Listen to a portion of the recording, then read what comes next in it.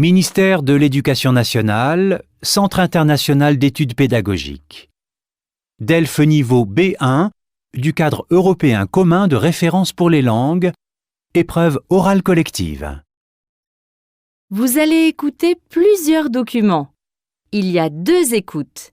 Avant chaque écoute, vous entendez le son suivant. Pour répondre aux questions, cochez la bonne réponse.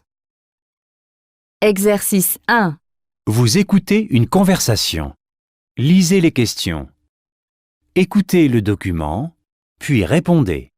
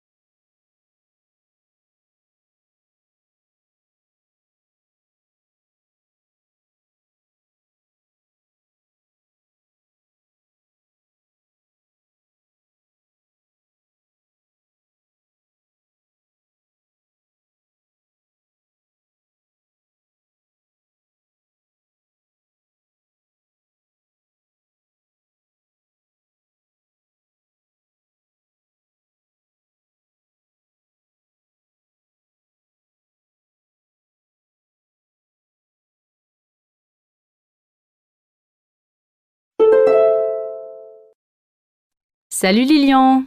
Salut Célia, ça va? Génial! Tu sais quoi? Pour mes 30 ans, je vais organiser un week-end à la montagne. Un week-end sans enfants. C'est une super idée. Tu sais déjà où? Mes parents ont une maison dans les Alpes. Ils nous la prêtent avec plaisir. Et moi, je leur offre le restaurant pour leur dire merci. Génial! Et tu vas inviter beaucoup de monde? Non, seulement mes meilleurs amis. On sera une dizaine. Je préfère quand il n'y a pas trop de gens pour pouvoir parler avec tout le monde. Tu vas venir? J'aimerais bien. C'est quand? Les 20 et 21 janvier. Malheureusement, je travaille le samedi. Mais je peux prendre le train après et passer la moitié du week-end avec vous. Ça me ferait plaisir de partager ce moment avec toi.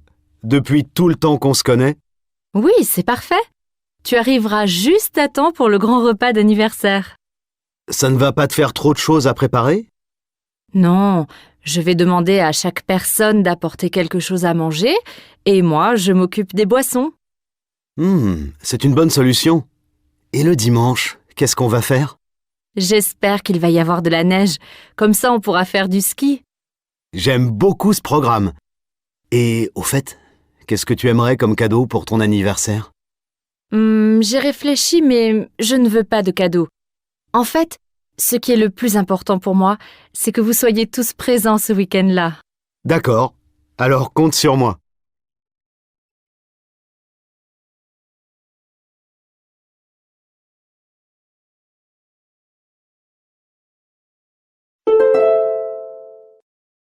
Salut Lilian!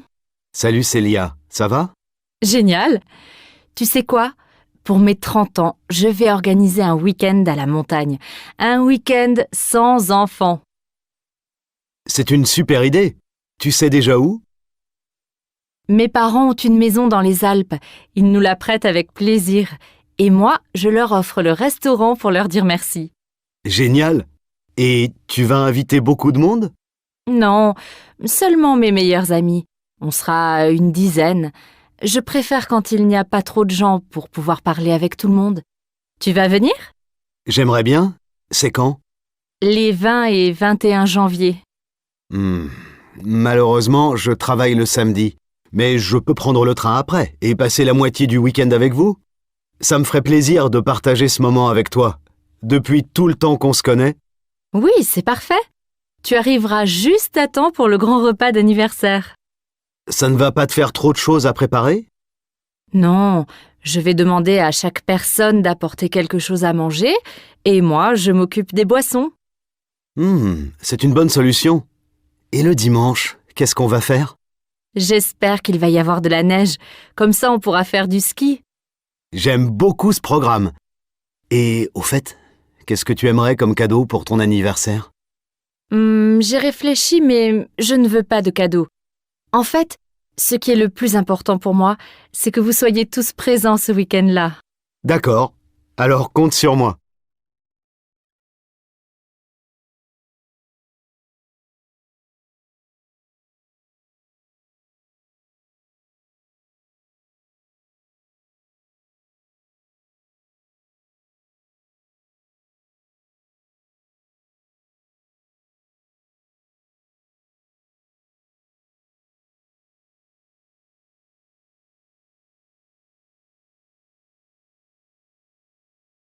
Exercice 2. Vous écoutez la radio. Lisez les questions. Écoutez le document, puis répondez.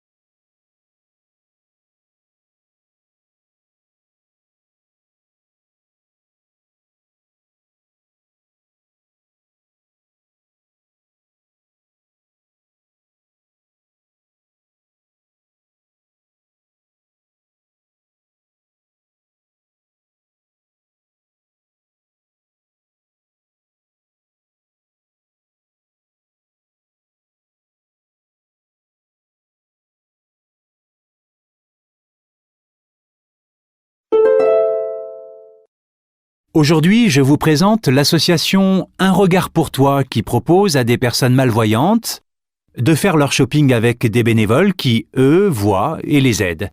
Je suis avec Ayet Louaï, 29 ans, qui a créé l'association. Bonjour Ayet, est-ce que vous pouvez nous expliquer pourquoi vous avez lancé Un regard pour toi ? Bonjour, moi je suis malvoyante. Quand je vais dans les magasins pour acheter des vêtements, je ne sais jamais si je vais trouver un vendeur disponible. Et même si un vendeur est là, ce n'est pas toujours facile. Est-ce qu'il a bien compris ce que je cherche ? Les vendeurs vont vite, ils n'ont pas le temps. Moi, j'ai besoin de prendre mon temps. Alors, j'ai pensé que des gens qui aiment faire du shopping pourraient m'aider en venant avec moi et en m'expliquant ce qu'ils voient. Qu'est-ce que ça a changé dans votre expérience du shopping ? J'adore quand un bénévole me suggère une façon différente de m'habiller. Il me décrit un vêtement et je pense « Oh là là, non, ce n'est pas du tout pour moi ». Mais j'essaie et parfois, c'est vraiment super. Grâce aux bénévoles, j'apprends à porter d'autres choses. Après, au travail, mes collègues me demandent où j'ai acheté mes vêtements. En quoi les vêtements sont importants pour les malvoyants ? On vit dans une société de l'image. Les gens pensent « Bah oui, elle ne voit pas, mais waouh, elle est bien habillée ». Ça nous aide à nous sentir bien. On se sent mieux quand on marche dans la rue. C'est un moyen de trouver notre place dans la société. La société des gens qui voient. Et si je veux aider l'association, comment est-ce que je fais ? Aujourd'hui, on a une 50aine de bénévoles. Mais on est toujours à la recherche de nouvelles personnes. Donc, vous êtes le bienvenu. D'abord, vous aurez une réunion d'information pour rencontrer les autres bénévoles et préparer votre premier rendez-vous. Puis, c'est vous qui décidez à quel rythme vous faites des sorties shopping et quand.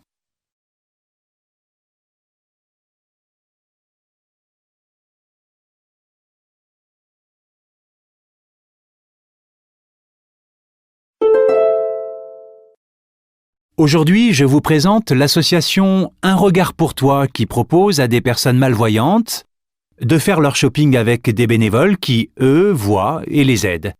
Je suis avec Ayet Louaï, 29 ans, qui a créé l'association. Bonjour Ayet, est-ce que vous pouvez nous expliquer pourquoi vous avez lancé Un regard pour toi ? Bonjour, moi je suis malvoyante. Quand je vais dans les magasins pour acheter des vêtements, je ne sais jamais si je vais trouver un vendeur disponible. Et même si un vendeur est là, ce n'est pas toujours facile. Est-ce qu'il a bien compris ce que je cherche ? Les vendeurs vont vite, ils n'ont pas le temps. Moi, j'ai besoin de prendre mon temps. Alors, j'ai pensé que des gens qui aiment faire du shopping pourrait m'aider en venant avec moi et en m'expliquant ce qu'il voit. Mhm. Qu'est-ce que ça a changé dans votre expérience du shopping? J'adore quand un bénévole me suggère une façon différente de m'habiller. Il me décrit un vêtement et je pense « Oh là là, non, ce n'est pas du tout pour moi ». Mais j'essaie et parfois, c'est vraiment super. Grâce aux bénévoles, j'apprends à porter d'autres choses. Après, au travail, mes collègues me demandent où j'ai acheté mes vêtements. En quoi les vêtements sont importants pour les malvoyants? On vit dans une société de l'image. Les gens pensent « Bah oui, elle ne voit pas, mais waouh, elle est bien habillée ». Ça nous aide à nous sentir bien. On se sent mieux quand on marche dans la rue. C'est un moyen de trouver notre place dans la société. La société des gens qui voient. Et si je veux aider l'association, comment est-ce que je fais? Aujourd'hui, on a une 50aine de bénévoles. Mais on est toujours à la recherche de nouvelles personnes. Donc, vous êtes le bienvenu. D'abord, vous aurez une réunion d'information pour rencontrer les autres bénévoles et préparer votre premier rendez-vous. Puis, c'est vous qui décidez à quel rythme vous faites des sorties shopping et quand.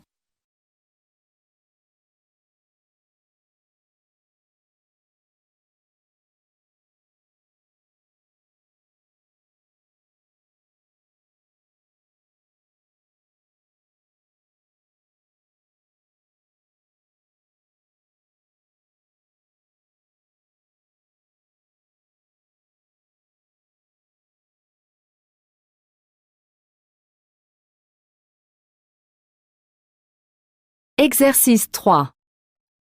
Vous écoutez la radio. Lisez les questions. Écoutez le document, puis répondez.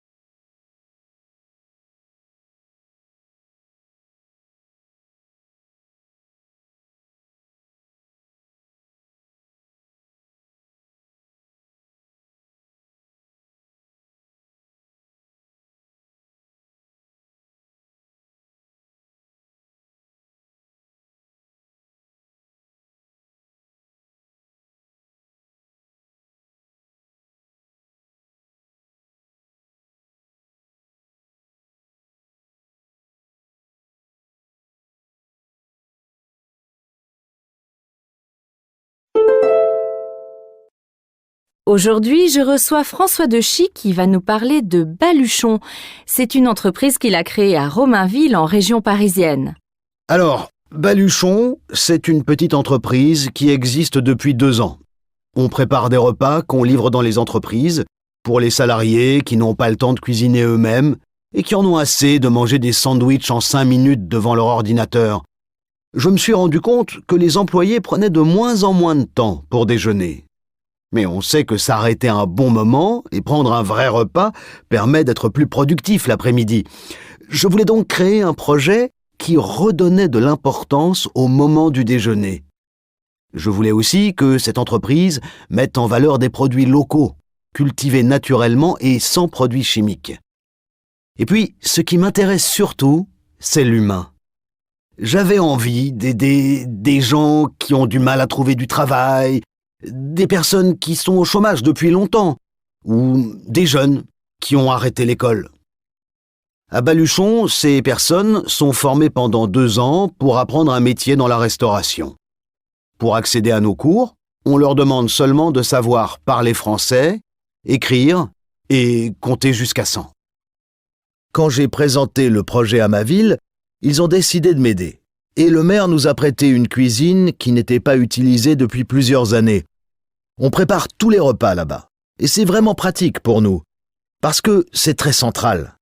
Tous les jours, on a 30 cuisiniers qui préparent entre 400 et 1000 repas. Par exemple, aujourd'hui, notre équipe prépare une crème de courgettes à la menthe. Vous pouvez regarder les menus sur notre site internet. Pour commander, téléphonez au moins 48 heures à l'avance, surtout pour un grand groupe.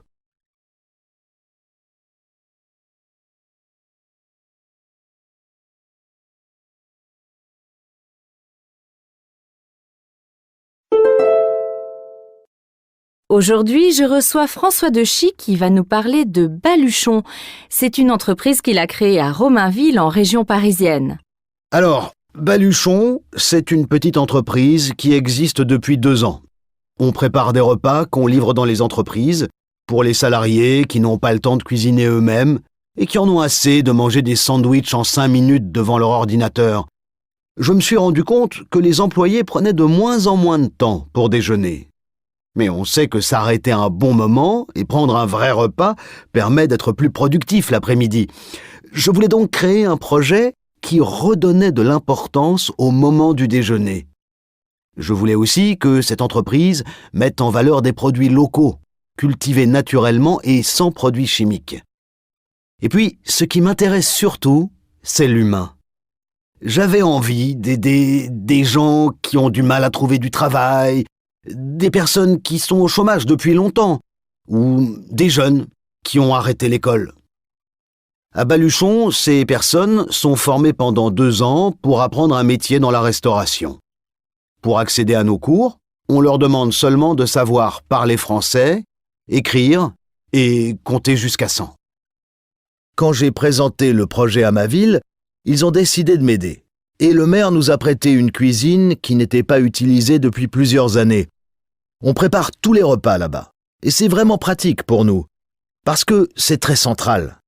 Tous les jours, on a 30 cuisiniers qui préparent entre 400 et 1000 repas.